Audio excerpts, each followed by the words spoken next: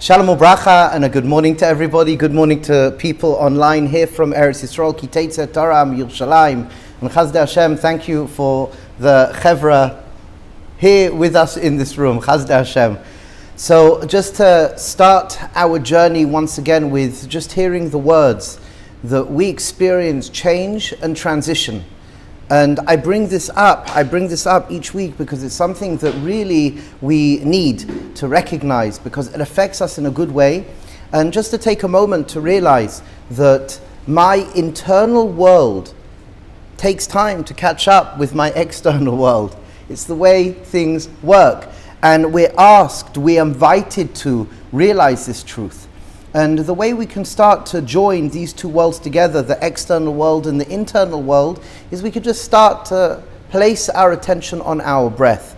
Just breathe in, and then exhale, breathe out. Spend a couple of moments by focusing your attention on your breath.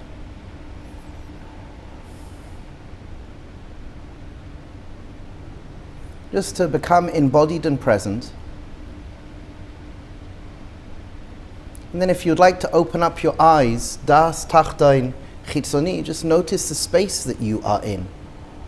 Just notice where you are, how you're positioned. And the recognition that our internal world and our external world in a state of fracture, in a state of disconnect, do not communicate. And this hurts us. This creates tension. We're bringing in other energies to the present moment that don't belong in this moment. Where do we see that in life? For example, a person may have been out all day long and they may be a little bit dehydrated and they may have had an argument with somebody. And then they see a loved one. They see a spouse. They see a child. And the spouse and the child is the most precious person in their world. And they may behave erratic. They may get upset, triggered, annoyed. And ultimately we don't want that. So many people I speak to after a hard day's work, they can come in the house and then the kids and everybody bang jumps on them and triggers them. And they don't have the bandwidth at all to deal with this. And these people, especially the children, they're our legacy. They're what we leave behind if we are going to move on from this world. And ultimately we want to turn up to be the best person possible for our spouse, for our family. So to come, change and transition, to take a few moments before you walk into the home and just place your attention on your breath, even if it's standing up by the door for a few minutes or it's finding a place to sit down, doing that check-in, das tachtoin pnimi, do I need a drink? Do I need the bathroom?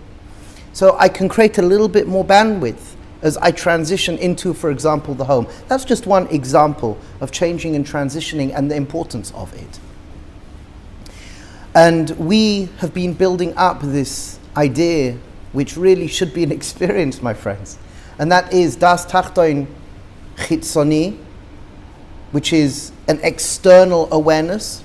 Just to stop for a minute, to feel the ground under your feet, to listen and to look around. Das tachtoin chitzoni, which is spatial awareness. This is related to the inyan of makom and olam. It's related to the nakuda of shana as well. Shana is as well slightly more pnimi. That relates to das tachtoin pnimi, which is where am I right now in my body?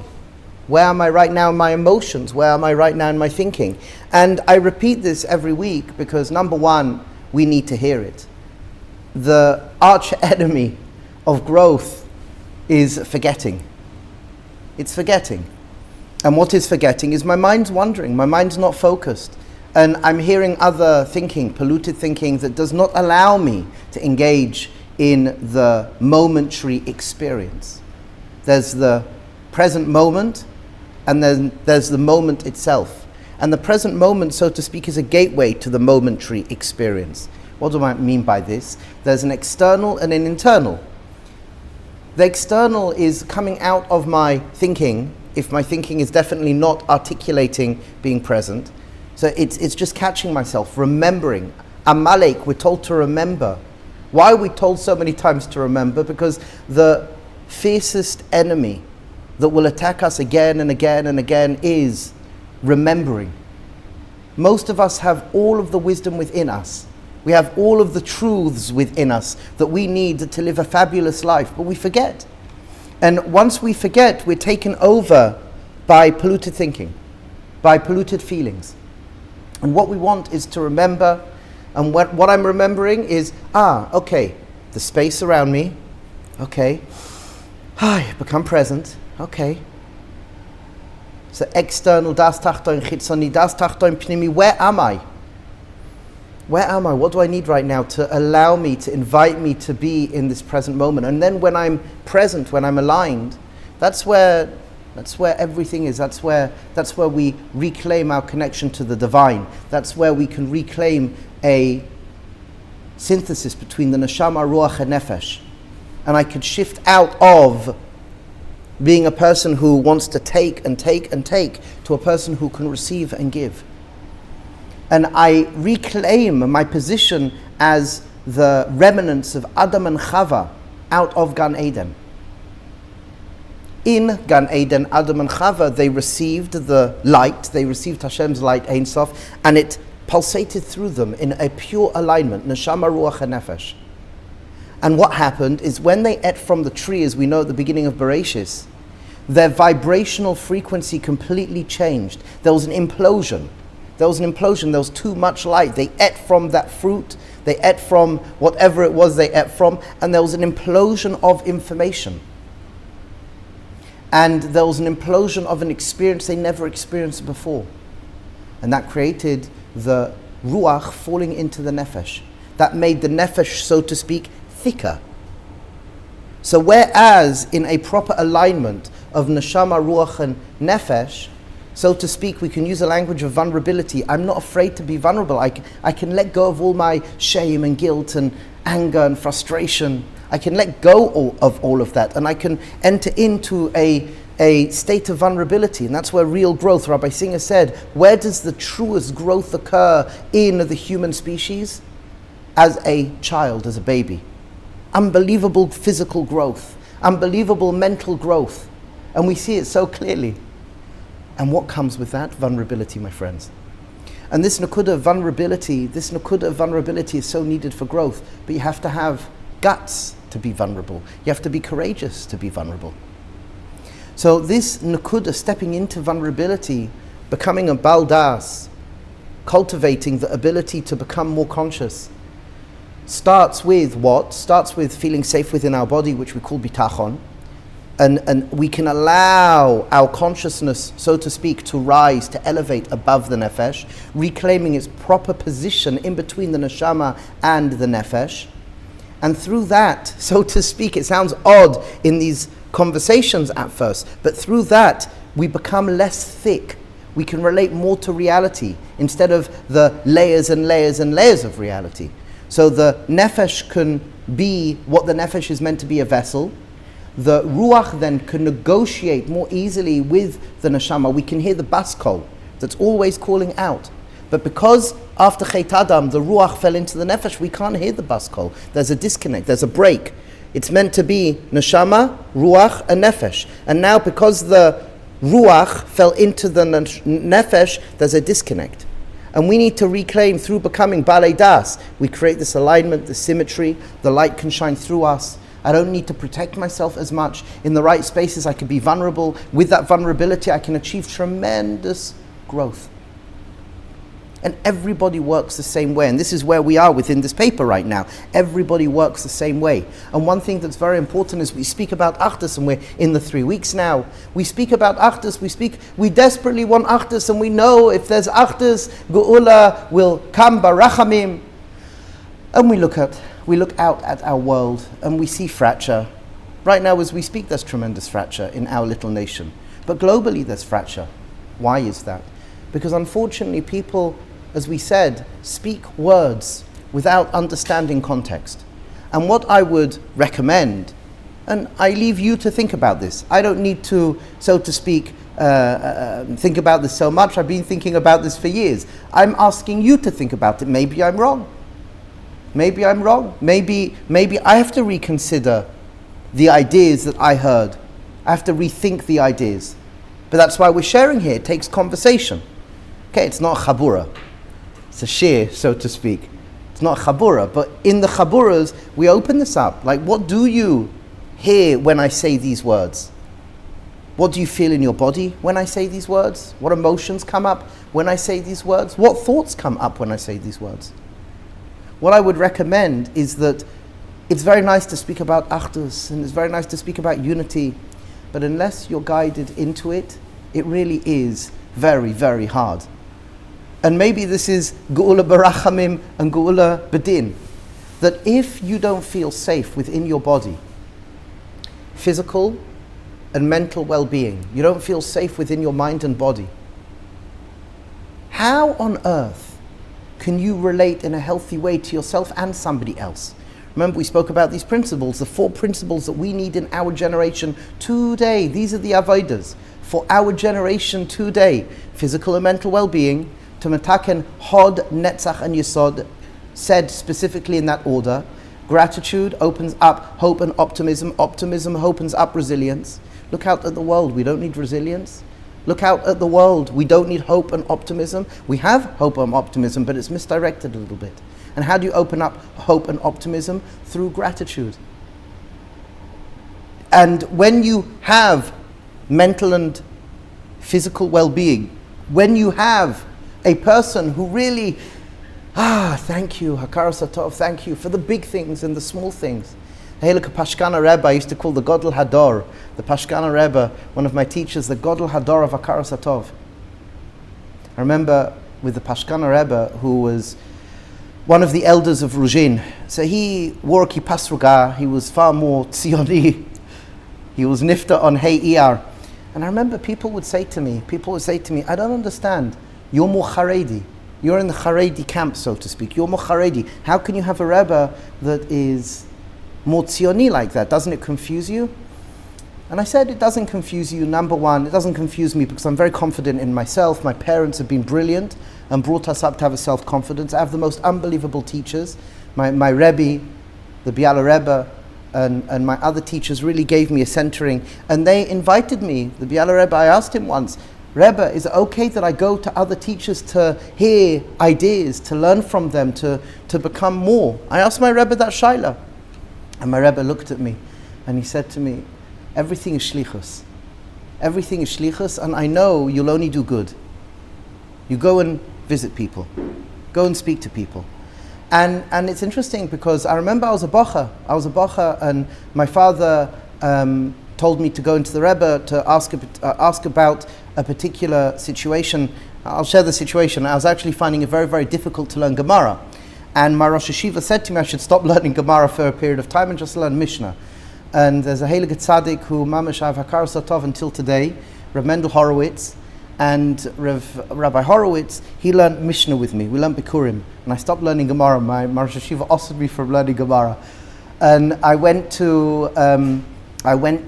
learning as well. I was learning in the Mir, I was learning in other places, and he said, okay, learn B'chavrusa, you can learn B'chavrusa, but I'll give you an eitzah that you shouldn't learn in the Beis HaMedrash here, just do Mishnayos, it's too much for you right now. And I went to the Rebbe and I spoke it through with the Rebbe, and the Rebbe agreed. And I remember at that point in time as well, I was in Mir, and I was in the area, there was tzaddikim, unbelievable tzaddikim, and I would hear about tzaddikim or Talmidei Chachamim, and I had the opportunity to go to Rev Eliashiv in the morning, or whatever it may be. And the Rebbe said, go. And I remember he said, you have a sense of self, you won't become confused. You have a sense of self, you won't be confused. And having that physical and mental health, having the ability to be centered, Hakar Satov, gratitude.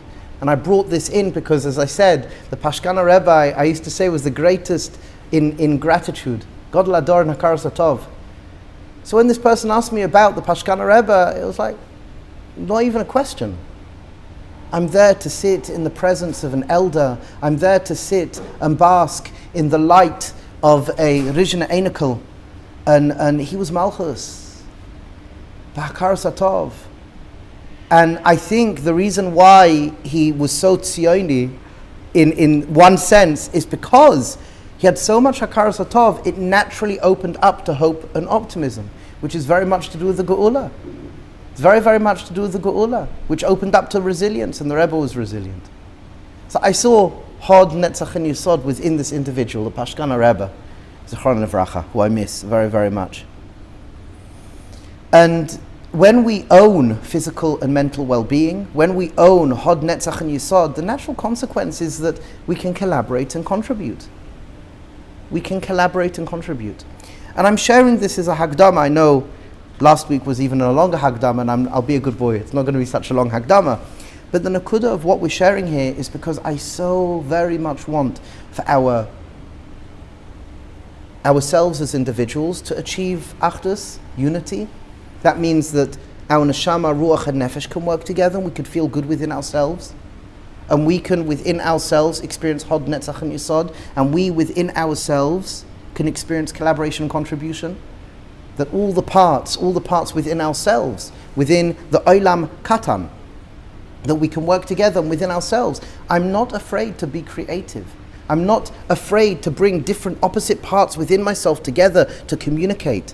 As Rav Kook writes, and Rav Rosenberg, Rav Shagar, as they write, there's tzirufim chadoshim, there's new innovations when opposites come together and meet.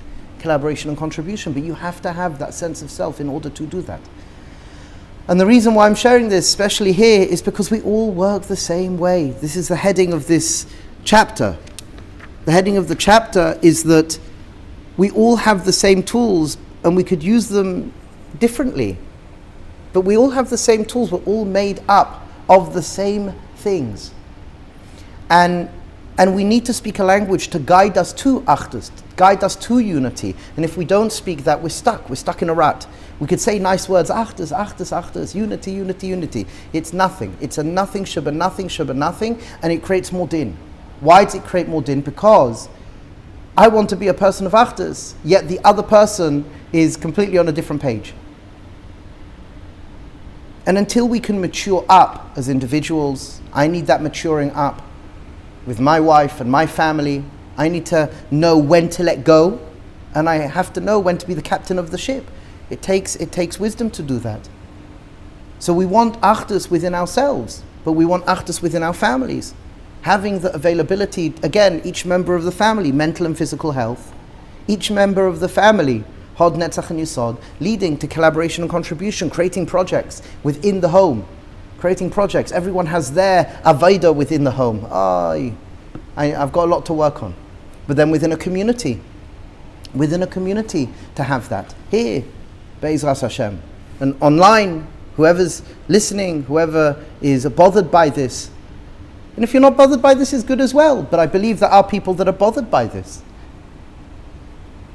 You know, somebody mentioned to me a couple of days ago, I've been watching these videos that you put up. I don't understand. You don't advertise it? At the moment, I don't advertise it. We don't have the funds to advertise it. And it is what it is. I'm doing my Vaidah. I was asked to do this, and I'm trying to commit and turn up and record. And then I said to him, the honest truth is, my friend, I don't need to advertise. There's hashgacha pratis, and whoever will see this will see this. Everything in its right time, there's hashgacha pratis. And the nakuda is, whoever needs to hear these words will hear these words. It'll be nice. My ego tells me, my nefesh tells me, everybody should hear these words. We should shout these words up from the top. It'll bring geula. But the reality is, life doesn't work like that. Whoever will need to hear will hear. I need to hear it. You need to hear it. You need to hear it. And we take upon ourselves to realize. Again, you think about it. The fact is, in order to achieve achdus, there's context.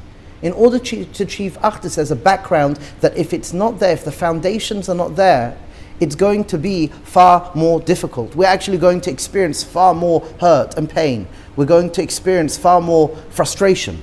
Why isn't that person listening to me? And then the achdus that I wanted goes out the window because they're just not listening. They're doing it this way, and they're doing it this way, they're not falling onto the page, this one's not falling onto the page. So the ones that originally wanted achdus get burnt out. Why? Because if we don't understand the background mechanics of these 4 principles that we need to be working on within our avodah, again, physical and mental well-being. I'll say it again and again and again, and I don't care if you get bored. If you get bored and you can't say this back to me, I haven't said it enough. Boredom, again, is a hargasha pnimi. It's coming from your nefesh. Deal with it. Deal with it. Physical and mental well-being, at least to speak about it, to do things about it, go for a walk, hydrate, whatever it may be, positive thinking, whatever it may be, but deal with it. And as well, become a master, become a conscious practitioner of gratitude, which will open up hope and optimism, which will open up resilience, avodah for our door, and collaboration and contribution and collaboration. It's the only way. Tell me another way. Tell me another way. Tell me, please, please. I've thought about this for decades. I've thought about this for centuries. I've thought about this for millennia. Tell me another way. And we desperately need it today. But we have to speak about what we need in place to create collaboration and contribution.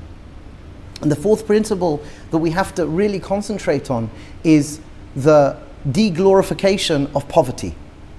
Throughout the generations, we hear all of these stories of poverty. So, did you ever think about, and I spent a long time with the Biala Rebbe speaking about this Nakuda, and the Pilsner Rav as well, and others, this Nakuda of poverty thinking came because people were living in poverty. And as well, typically, because people didn't have physicality, they didn't have physical things. To have a mirror 120 years ago, a mirror in the house, or say in Europe 120 years ago, in America and England already it was slightly different. But to have a mirror in the house a few hundred years ago was like, whoa, you're wealthy. And what sort of mirror was it? I don't know, it didn't see yourself so well. But the point is, just this notion that we live in a generation of wealth, it's a calling for us to understand that the last leg of our avodah is to pick up the Nitzaisis Kedusha, to excavate, gather and elevate the Nitzaisis Kedusha. That is our calling in this generation, and we need to understand properly and not be scared of the physical world. And because we are not understanding what physicality is and how to use it and what physicality should be for us, unfortunately people are feeling addicted, people are getting addicted. One reason is because they're getting more comfortable. Becoming comfortable is very good for us, but we have to impose on ourselves discomfort. We have to impose on ourselves discomfort in order to hold the comfort that we live in. And if we don't impose discomfort, what starts to happen? We become addicted. We become addicted. So that's why the cold showers are really good. In our community, for those who don't know online, we speak about cold showers, we speak about cold plunge, we speak about exercising. Exercising till every muscle in your body burns. Running and sprinting till you can't breathe anymore. You have to place yourself in positions of chosen conscious discomfort so your body can relate to discomfort and you have that strength to hold physicality in the way it needs to be held. Going back to the first principle, mental and physical well-being, stress. We have to have consciously chosen stress. We all work the same way. We all have the same machinery. Everybody has the same machinery. And when we are not using the machinery properly, when we're not grinding, when we are not really pushing ourselves, who gets hurt? We get hurt. We get hurt. Anti-fragility. We have to recognize that these 4 principles that all work together, these are the tikkun for our generation. Understanding physicality, what it is, and to understand, for example, Torah's Chabad, that physicality in its source comes from a deeper place in spirituality, which is a whole conversation within itself. Having the ability to contribute and collaborate comes from having the centering of the midos that we really want to articulate in our life today. Hod, Netzach, and Yisod. And how does that come around? Because I can live a life of physical and mental well-being. And these conversations need a place at the table.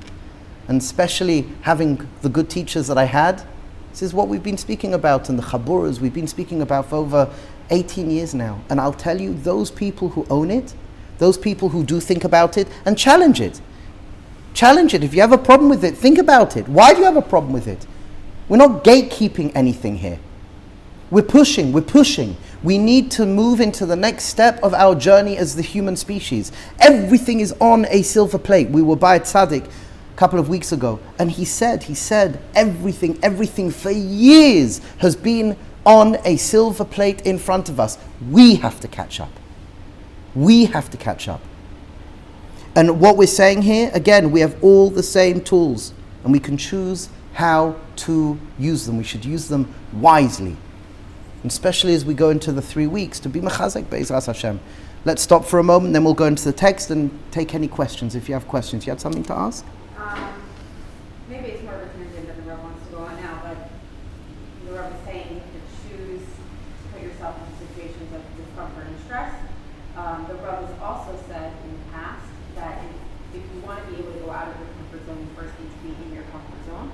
So can the Rebbe speak for a moment to how a person knows when they're ready to be stretched in a specific area, when they're enough in their comfort zone that it's calling for chosen discomfort? Unbelievable question. Very, very important question. Thank you. So what's the question? Just to reiterate it, and if I don't speak to the words you just shared, tell me. That in order to move out of your comfort zone, we've said time and time again, you have to be in your comfort zone. So that's not in every area of your life. Every single area has its own comfort zone and non-comfort zone. So say, for example, you choose and you make a choice. It could be, for example, with intermittent fasting. Or it could even be just the fact that, I'm hungry now, and typically I was going to eat now, I'm going to wait 10 minutes. I'm going to put an alarm on for 10 minutes. My tanmi is rumbling, blah, blah, blah, blah, blah, and I'm really hungry and I want this, but I'm going to choose to wait 10 minutes. So in that area, in that specific area of your life, you're pushing 5 minutes, 10 minutes. Say, for example, hot shower, you choose to have a cold shower. If that is uncomfortable for you, a cold shower. Or if a cold shower is comfortable for you, a hot shower. Maybe it'll be brushing your teeth with your left hand if you're right-handed, or right hand if you're left-handed. So what we want to do is create conscious, chosen tension. And when we do that, that does wonders for our body. That does wonders for our mind.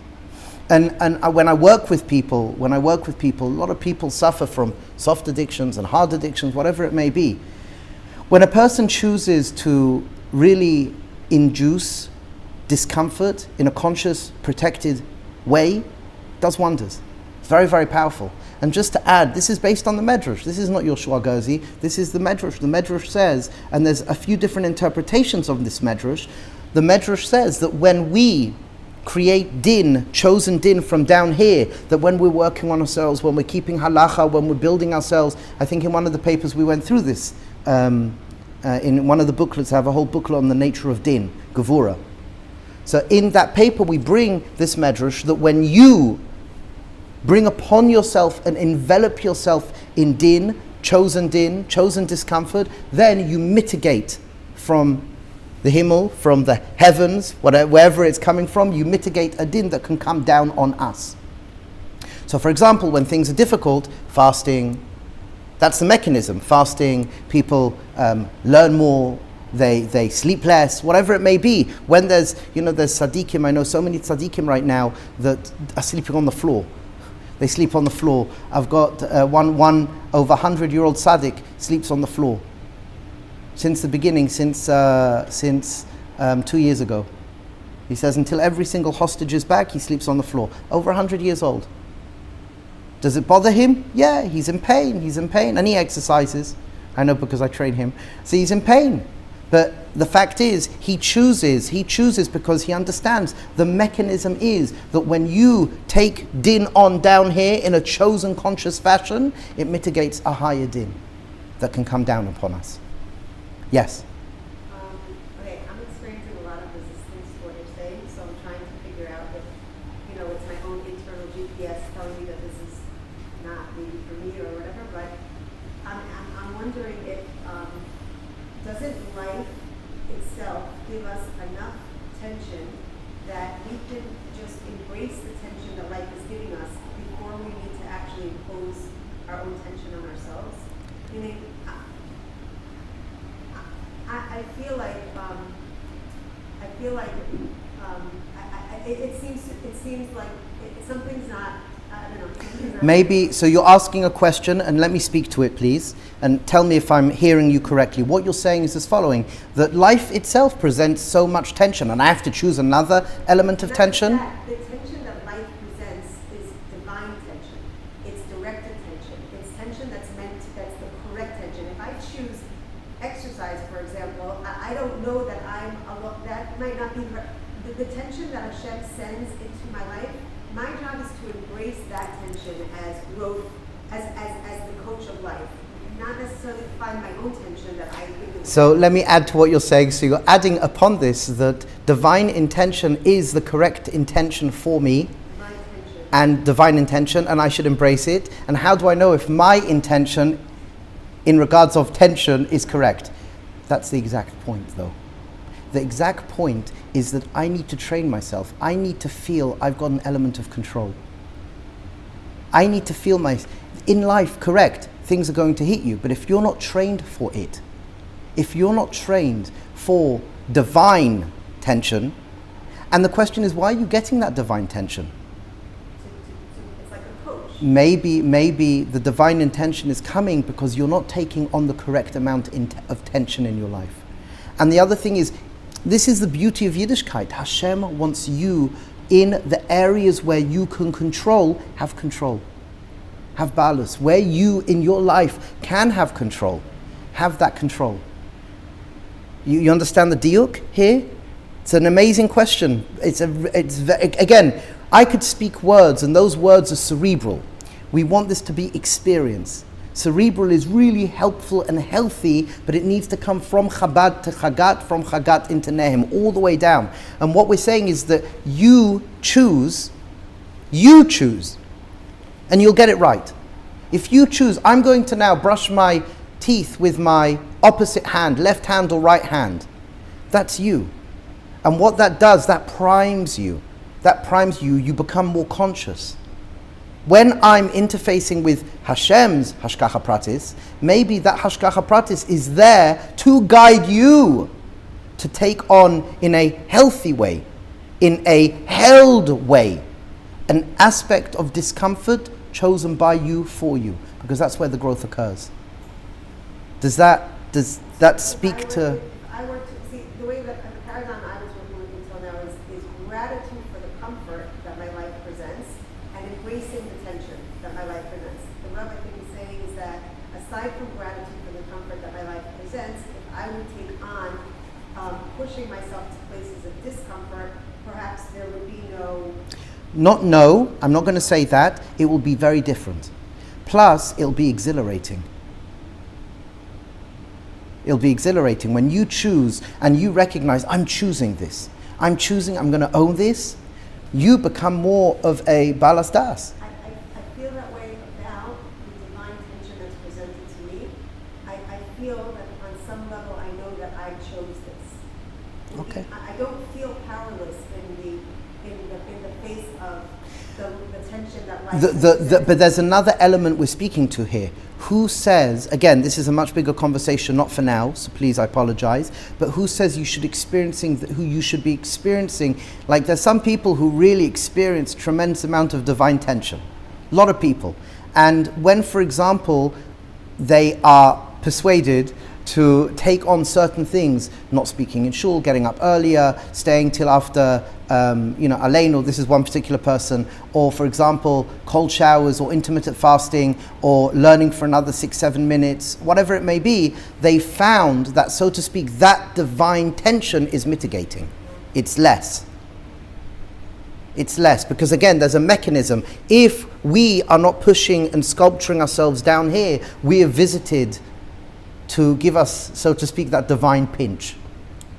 Yes? I also just think that when we encounter tension that is sent to us divinely, we have to do two things. We first have to become able to hold that discomfort, and then we have to find what we're supposed to learn in that discomfort. Yes. Whereas if we train ourselves to hold discomfort intentionally in separate situations, then when the discomfort comes to us divinely, we don't have to train ourselves. ourselves to Nachon. discomfort Nachon. anymore. We're already prepared to hold it, and we Nachon. can hopefully move through the learning process With of grace. curriculum with grace and more quickly maybe, or Yep. more efficiently. Yep, 100%. And this is what the Baal Shem Tov writes. The Baal Shem Tov writes in several places that when a person goes through a discomfort, there's actually a birur nitzaisis kedusha. And the more that they can surrender and own that, then the discomfort mitigates very, very quickly. So there's a lot to talk about. It's a big subject, so thank you for bringing it up. And it's good, again, the ideas and the conversation is very, very important. And again, all of this is just deepening our understanding of the paragraph that we are reading now that is titled, we all have the same tools and we can choose how to use it. So what did we say here? We said here that, number one, my perception is the lens in which I'm looking through at things in the world. And it's more important how I'm looking at something than what I'm looking at. And if you remember, somebody pointed out the Rashi in a few sedras ago where the Bnei Israel couldn't believe Aaron HaKohen with Nifta. They couldn't believe that he died.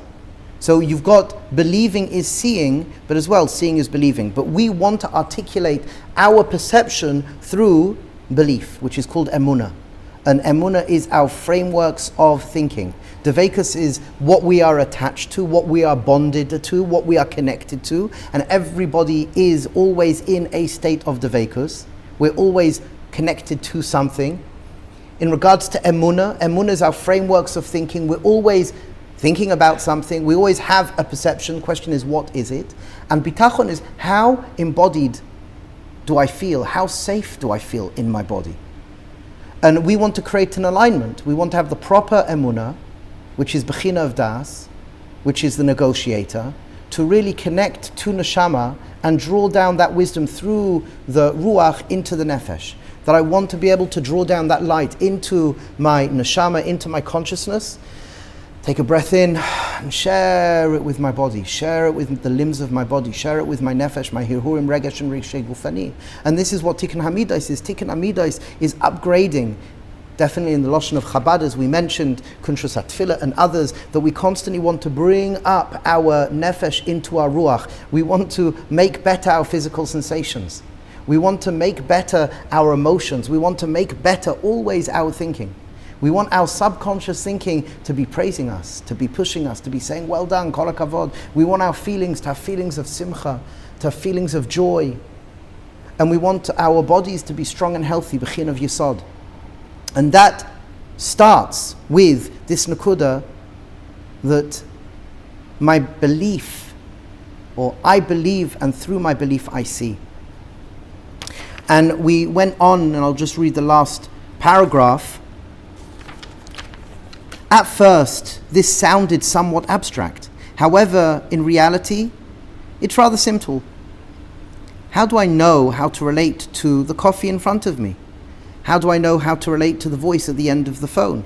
How do I know the difference between a close friend and a person who I've just met? I only know what to do based on my assumptions and expectations that I have built after previous experiences. So everybody functions like this.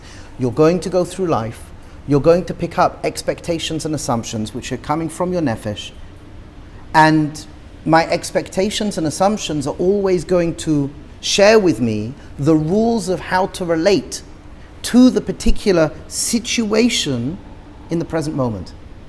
Avodas Hashem is upgrading your expectations and assumptions.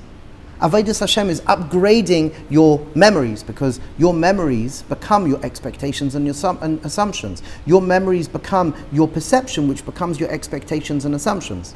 And that is taken in through your senses. So you take in information, you take in data through your senses, that comes into your nefesh, it mixes with all past experiences, and then it churns up and tells you how to behave and what to do really quickly.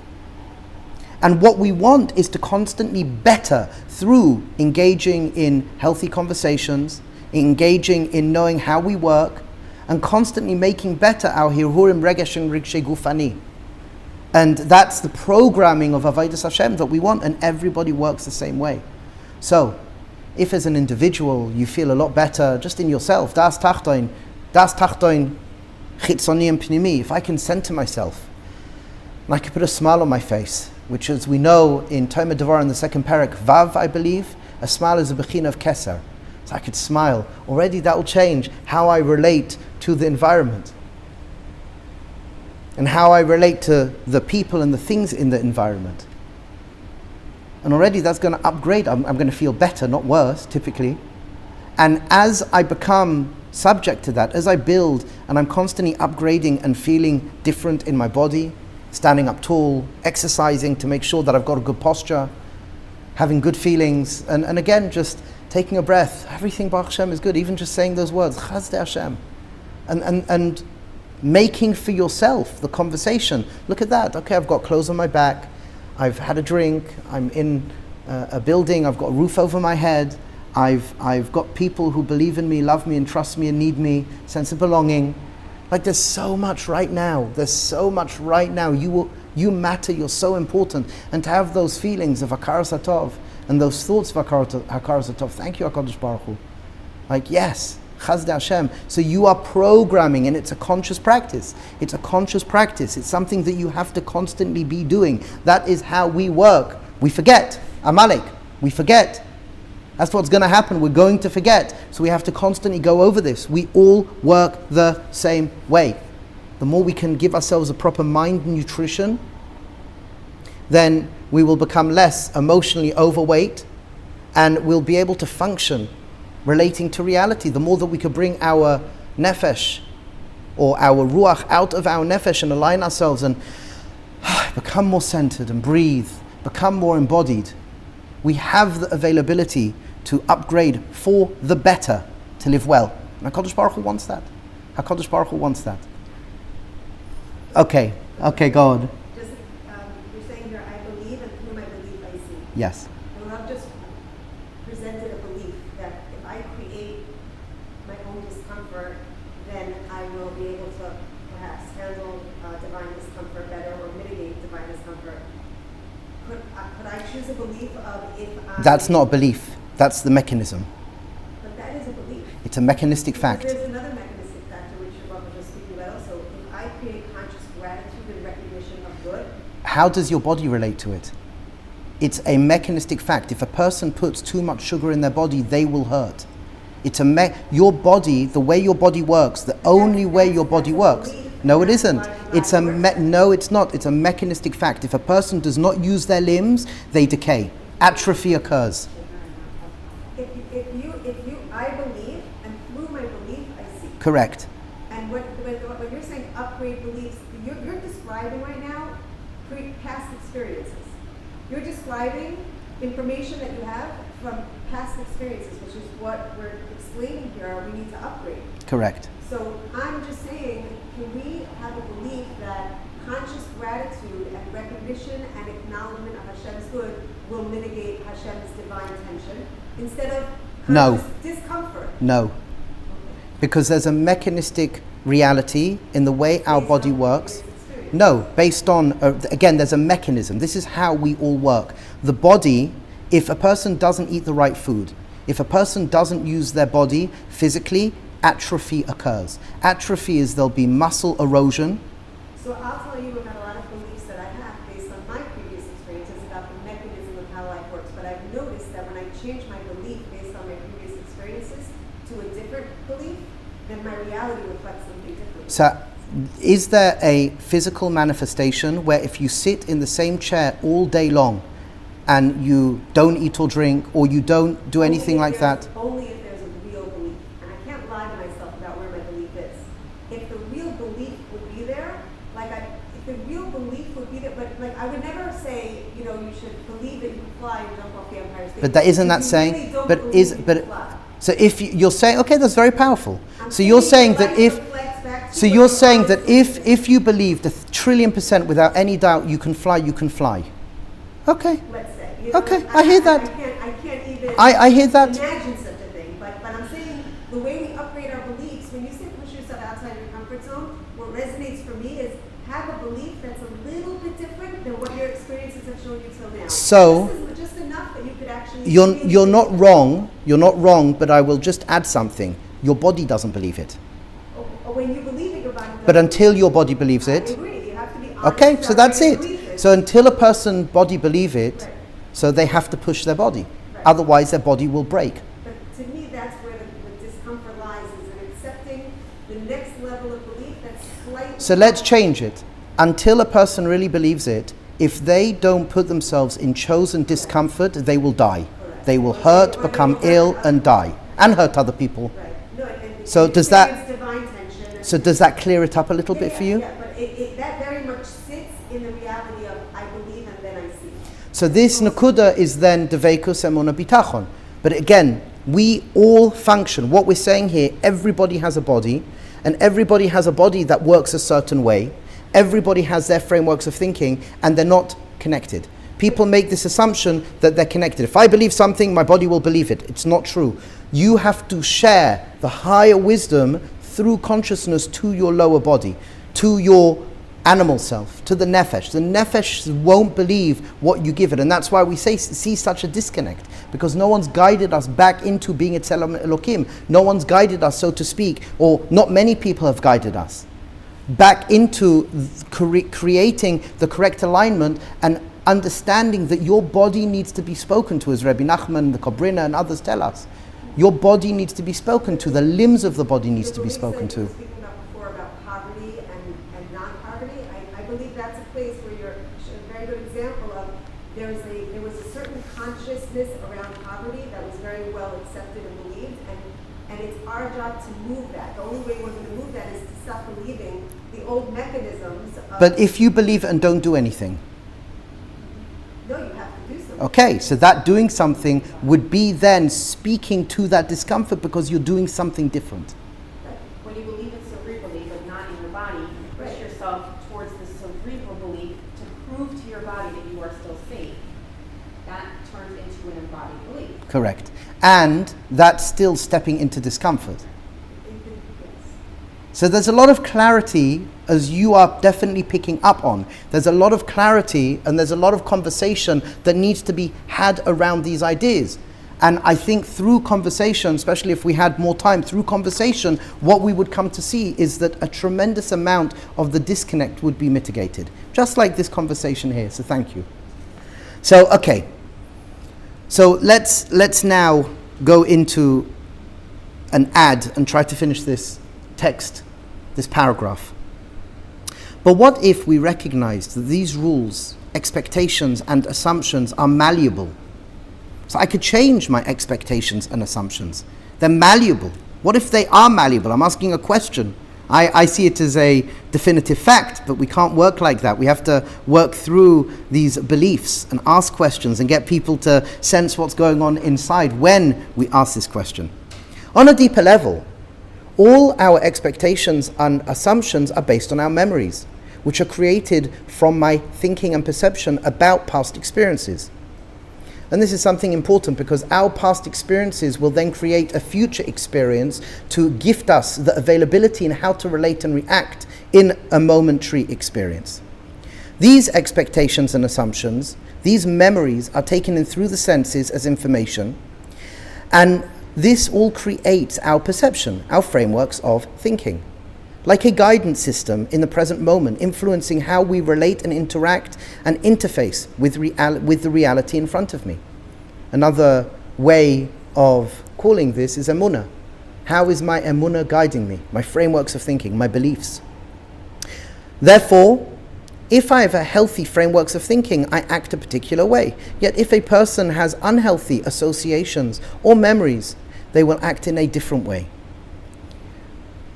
What has been shared with me is that we are relating to our past moments, to that which is going on in front of us via our frameworks of thinking.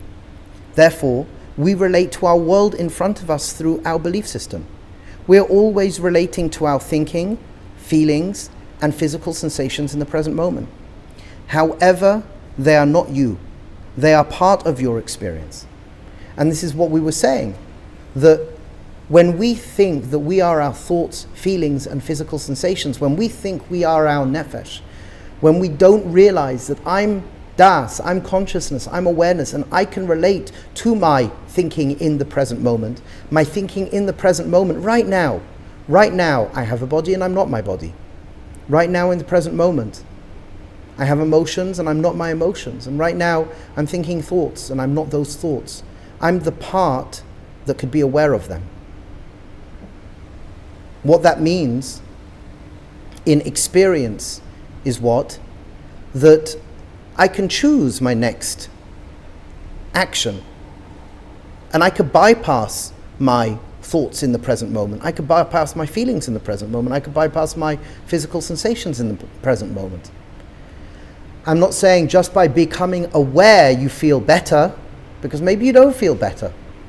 But you for sure still can bypass what your nefesh is sharing with you and choose another way to react to the situation. So a person can feel really mad inside. A person's having thoughts of anger and frustration.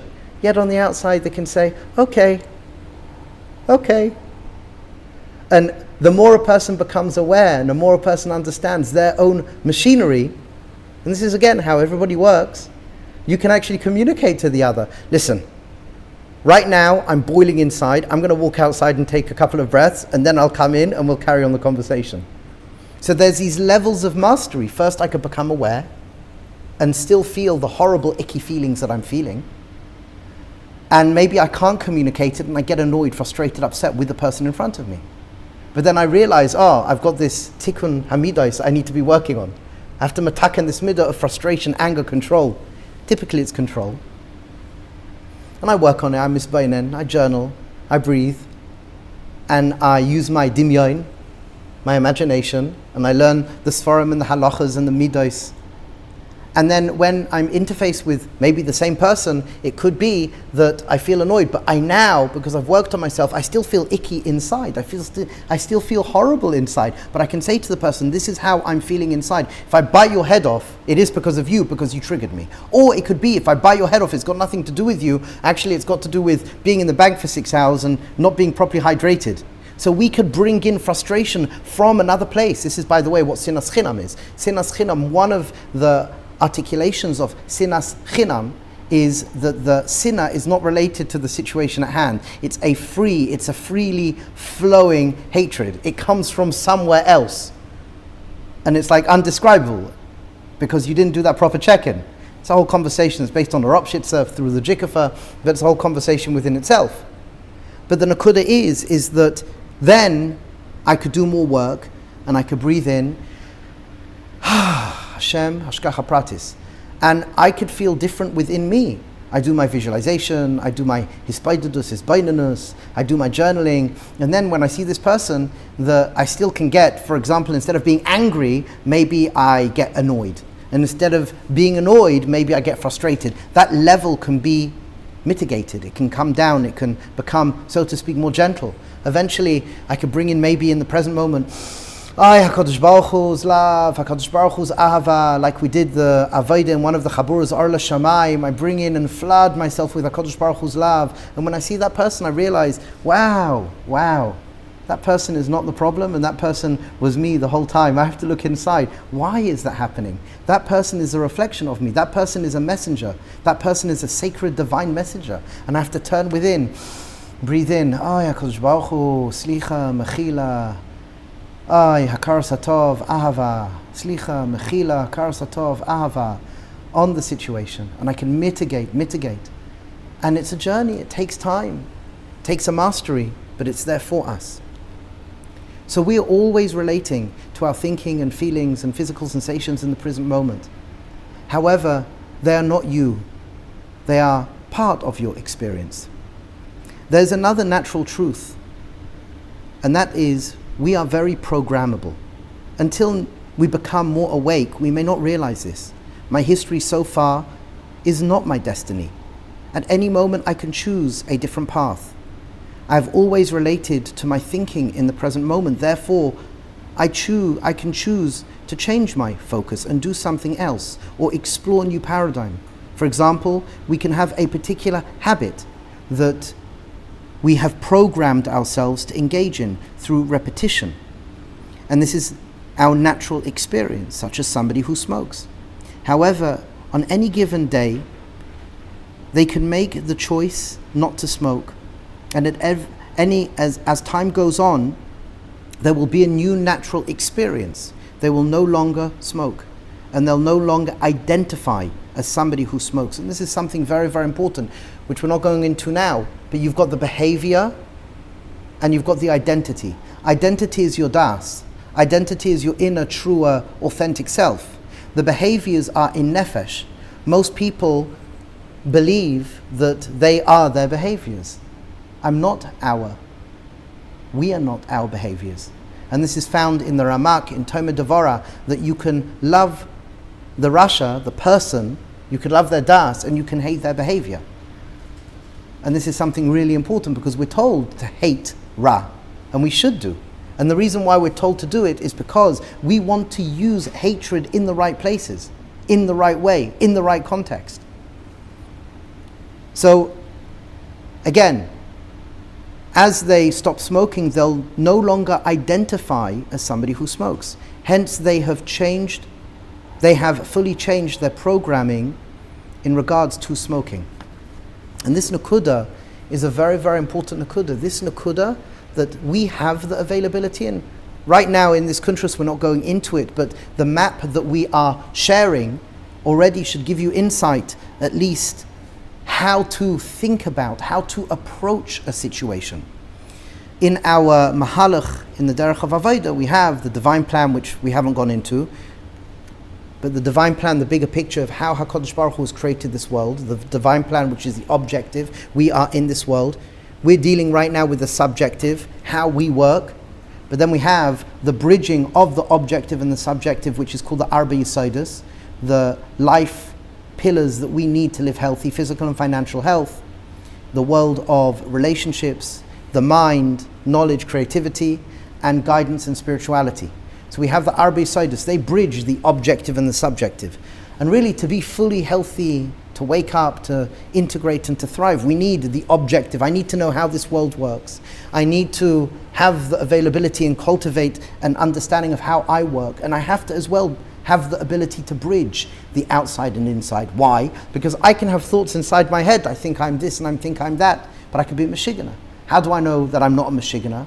So I have metrics, I have people who I can speak to, I've got friends, I could be studying. All of these metrics give us the availability to foster and cultivate a bridge between the objective and subjective to make sure I could fit in the way I need to fit into society, as well as having an expression of deeper self.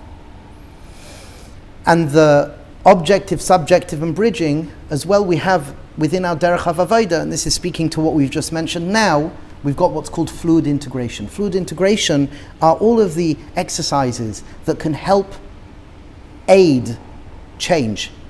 They're all the exercises that give us the ability to implement ways to cultivate and trigger within us deeper communication. And we are programmable.